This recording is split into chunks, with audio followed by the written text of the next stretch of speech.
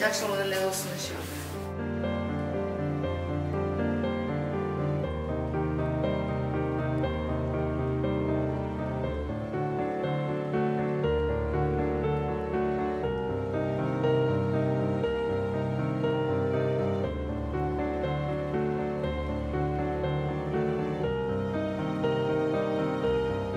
Баламдын атын Байнур койдук. Кичике кызым койду атын. Ушу балдызым каралашат бизге. Кызым да бар, өзүм улуу кызым да каралашат. Унун апасы аман болгондо көп жерде күлүп жайнап, жакшы ниет менен чат элек, жакшы пландарыбыз бар эле. Дарыгерлер өзү 100% күнөөлүү да негизичи. Мен 1,5 сутка ушул жерде окошкодо үйгө барбастан күттүм да негизичи.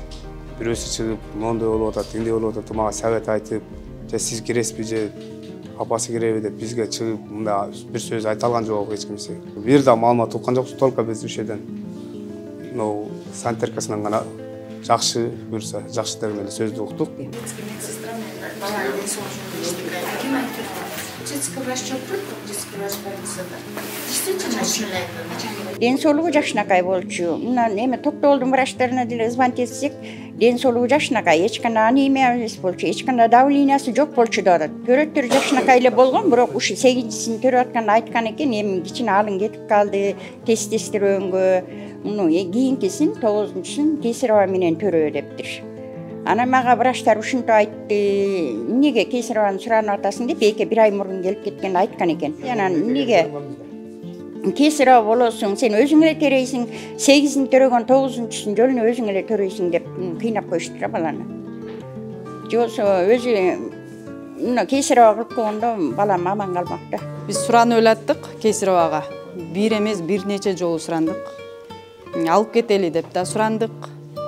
Срочно направление жазып бергиле, биз өзүбүздүн эле машина менен алып кетели, болбосо скорыйңер менен жеткизип бергиле, бензиниңерди куюп беребиз, жол киреңерди төлөп беребиз деп болбой коюшту. Каза болгондон бери ушул бир жумадан ашты.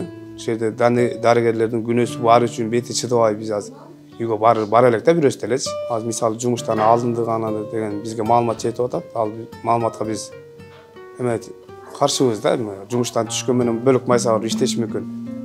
Бөлөк майсада иштеп атса да биз алып кайсы врач карады, кайсы обшерка карады, мен мисалы астыма алып келсем тааныбайм да, мисалчы. Кандай врач кармады? Биз да акыйкатты карайбыз. Через сот кылып, күнөөсүнүн жазасын мойнуна алып, кылган колуң менен кылсаң мойнуң менен тартасың деген сөз бар, ошону талап кылам да.